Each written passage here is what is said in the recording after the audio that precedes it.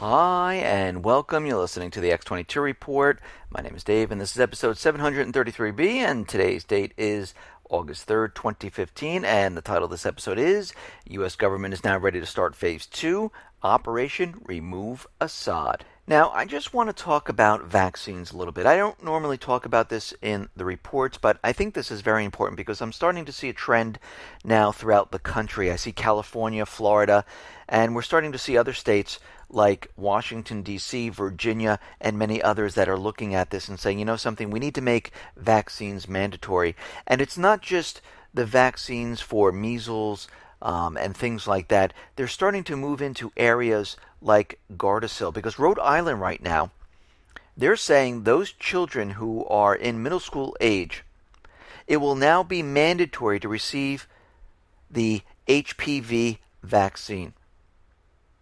And we can see at this point in time, this vaccine has not been tested.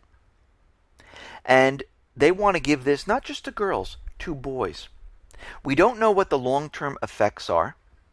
And there have been studies, and there are some reports out there saying that the tests aren't coming back with good results.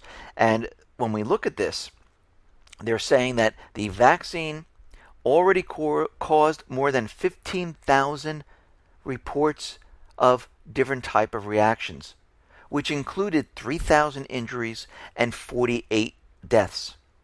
Now, the government is going to tell us this is the best for you and your children. Well, I'm sorry. The government does not have the right to tell me what I have to put into my body or my children's body. That's my decision to make. But we see what's happening right now. Along with Common Core, along with everything that's going on, they want full control of the people. And how do you control the people? Well, you need to control them in every aspect of their lives. With education, with what goes into your body, GMOs, vaccines.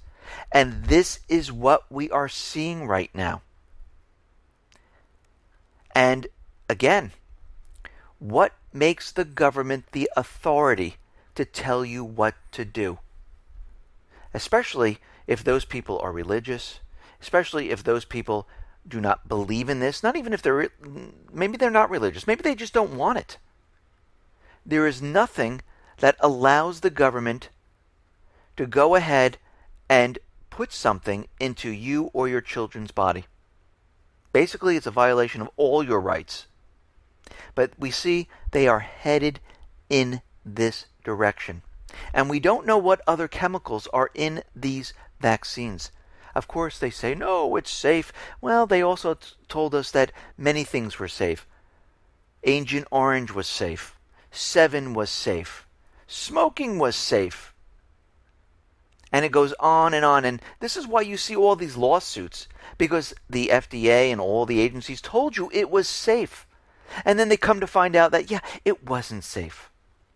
But of course, the huge pharmaceutical companies, they don't like testing on their products. They don't want people testing on it. They don't want to test it. Because they know if they actually went through and tested it, they would get the same results that other countries are getting when they test it. And they're saying, you know something? We don't want GMO. 64 countries said, we do not want GMOs in our country. Now, why did they do that? But here in the United States, no, GMOs are safe. Now, out in Ukraine, we understand their economy is completely falling apart. Ukraine's GDP is expected to shrink 7% this year. They have been registering a decline in industrial output for 38 consecutive months. And inflation has reached 57%. Now think about this for a second. The United States government central bankers has gone into Yemen, Libya, Lebanon, Iraq. Now they're in Syria. And they're in many other countries, but we see the same thing occur over and over. The economy is destroyed, humanitarian crisis, and who does the United States government central banker, what do? They blame it on somebody else. No, this is all they're doing to push their agendas, to replace governments. Who cares if the people suffer? Who cares if the economy is completely destroyed? As long as we take the gold, as long as we capture the natural resources, it makes no difference. Now, it seems like the contact groups, the subgroups, are going to meet in Minsk, and they're going to talk about all different issues about removing the weapons, the roadmap to peace, and we're going to have to see how this plays out as time goes on. And what we're getting right now is that we are seeing that the right sector, they are building up to have the new phase of the Ukrainian revolution. Now remember, the right sector, they were used to oust Yanukovych, the elected president of the country. And now they are here again to hold another revolution. I think what's happening is the United States government central bankers are tired of Poroshenko stalling. He's not doing what they want. And it seems like they're using the right sector to push their agenda to remove him and to get this battle started. This, to me, seems like this is the way they are headed. Right now, there was a rally with about 5,000 right sector activists, and they are ready to go full force and remove Poroshenko. Now, Ukraine's President Poroshenko is out there saying that Putin is getting ready to attack Bulgaria and Romania. Of course, this is propaganda, but they're using it to scare the Baltic states. They're using it to say, look at the Russian aggression, because this is what they do. They're also saying that the southeastern people, they're building a dirty bomb and they're getting ready to use it. This kind of reminds me of the United States and Israel saying that Iran is building a nuclear bomb and they're getting ready to use it. And I know they're different. A dirty bomb and a nuclear bomb, they're different. But really, it's the same propaganda. Because what they're going to use it for is to start the major offensive in there. I mean, they could have something explode someplace in Ukraine. It's funny because Israel was testing dirty bombs in their country. Now, why were they doing that? Now, if we see something go off in Ukraine, we know where to look. We see the U.S. Marines, they declare the F-35 fighter jet, it is ready for combat. The U.S. Marine Corps confirmed that 10 of its problematic F-35B fighter jets, they're ready. They're saying that at this point in time, they can take off from warships and they can land like a helicopter. But the thing is, they have all those other problems within the jet. And they lost the battle to the F-16. But again, they spent a lot of money on this. They're continually putting, glue tape on it to make it work. And the Marine Corps is planning to send the first squadron of this to Japan. And at this point, they're saying that these jets can be they can be used anywhere in the world if there is any type of crisis. Now, NATO is going to strengthen the security forces in Iraq. They're being trained in Turkey and Jordan. And NATO is going to train these troops because we see what's happening here. The people in Iraq are rising up. They're going to use these troops to push back the people because we already have an offensive going on in Syria. Now, the United States is always out there telling us that, all their bombings and everything they're doing has not killed any civilians. But we're getting information now that the air campaign against the Islamic State in Iraq and Syria has killed more than 450 civilians, and this is coming from a new report. Among the 450 civilians, there were 100 children killed. So when we look at this, What are they actually hitting? And we know the answer to this. They're hitting the infrastructure, the people, the Syrian army, but they're giving us propaganda that they're hitting the Islamic State. Every time they go after the Islamic State moves off. The proxy army for the United States government central bankers moves away and allows them to bomb that area. This is what we're seeing. Now, in Syria, it is reported that up to 2 SAS squadrons of men, around 120 personnel in all, are operating inside the borders of Syria as part of Operation Shader, which aims to destroy equipment and munitions allegedly used by the Islamic State. Troops are operating under U.S. command as part of the Coalition Joint Special Operation Task Force. The soldiers operate mini drones, scouting the way ahead for targets, assigning and operating in so-called kill boxes, and they go ahead and they strike that area. Now, of course, they're telling us that they're going after the Islamic State. They tell us they're going after their equipment. But again, we've heard this before. If they are going after the Islamic State, and they're using the coalition forces, which is multi-million-dollar weapons, thousands and thousands of bombs dropped on the Islamic State in Syria, why has their territory expanded? Why hasn't anything happened to them? Why are weapons dropped off for them? And there's a huge amount of proof for that. We see Turkey and Russia, they put the Turkish Stream pipeline on hold until November.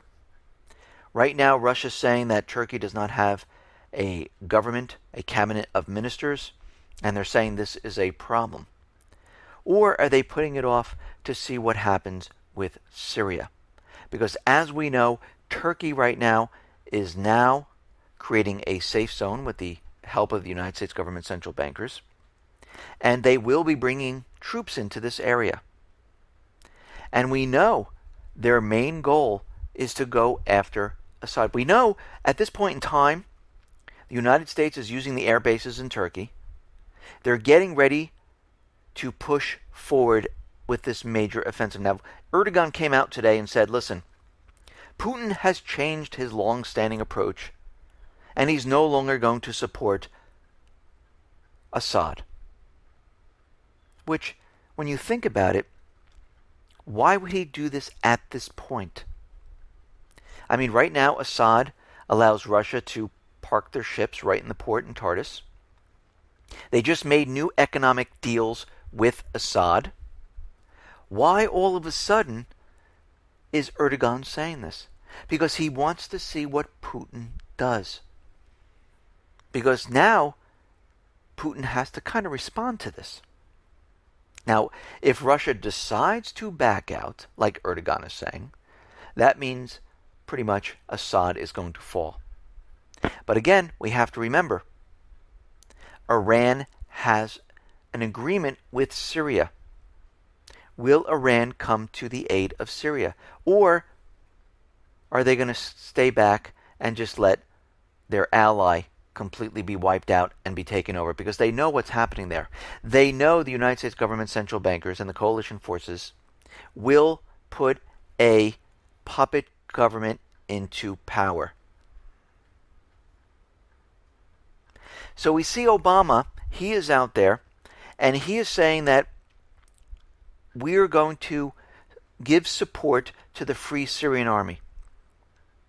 We will use our Air Force and bomb ahead of the Free Syrian Army so they can move around with ease. Now, of course, this is what they wanted to do back in 2013. And here we are in 2015, and they are doing it. Of course, Russia is out there saying if they go ahead and do this, this could destabilize the entire area and allow the Islamic State to move in and remove Assad. Well, this is what they want.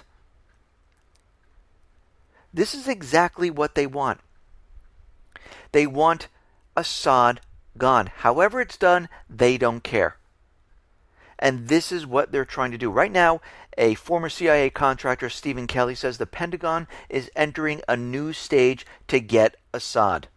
Well, yeah, we can see it because Obama just authorized airstrikes against the Assad regime in Syria. Because basically what they're saying is, listen, Assad, do not fire upon the new soldiers that we're moving into Syria, the Free Syrian Army. Do not. Because if you do, this means it's all-out war. And we will be bombing to help them. Don't worry, they're going after the Islamic State. Now, of course, you know Assad's going to be confused. He's not going to know who the Free Syrian Army is. And you know they will be attacked. So basically, the new rules allow Pentagon strikes to defend the U.S. allied forces against any regime attacks. So basically, the U.S. is now in the fight overhead. This is what's going on right now. And the U.S. says they may take any additional steps to defend Syria's allies. What does this mean? Basically, what they're saying is they will use whatever they have to get Assad. They're warning Assad not to impede in their actions. Because if you do, it is war. So here we are in the month of August. What have we seen so far? Turkey invades Syria. They're in the middle of setting up a safe zone. Turkey is allowing the U.S. now finally to use their air bases because this is what they really wanted. They just waited for the right moment. We see the Free Syrian Army moving into Syria. We see the U.S. giving them air support. We see the warnings coming out to Assad. Now, it was all over the corporate media that, a Syrian plane crashed near Syria's Idlib. But it wasn't a plane crash. Basically, it was a U.S. missile that hit the city of Jericho in Idlib. And it killed 25 people. So the reports of a Syrian fire aircraft crashing were false, and it was actually a cruise missile of the international coalition led by the United States that hit this area. Now, of course, they're going to say it's a mistake if they acknowledge it at all, but we know their operation, their goal is to damage the infrastructure, allow the Islamic State, the Free Syrian Army, to move easily through Syria. Now, we know the authorization for war is still pending. So the U.S. cannot send in ground troops at this point. And we're going to have to see as we go through this month of August to September what else pops up. We see already the Syrian Western-backed political opposition, the Free Syrian Army. They re-elected their president. They're getting ready to take over the country. So basically, the Free Syrian Army, they have their president ready, Khalid Koha. He is elected now for the second term, and he's ready to go in and be the puppet government of Syria. It's already set up. Everything is ready to go. And as we move through the month of August into September, we're going to have to watch this very carefully to see how this plays out. Because we know the United States government central bankers, if the Free Syrian Army and the Islamic State cannot do this on their own, they will want to put ground troops in there. They're hoping Assad attacks. They're hoping this turns out to be a full-out war. They're hoping to remove Assad. This is their goal. Listen, everyone. Thanks a lot for listening. Be well, be safe, and especially be prepared. Thanks a lot.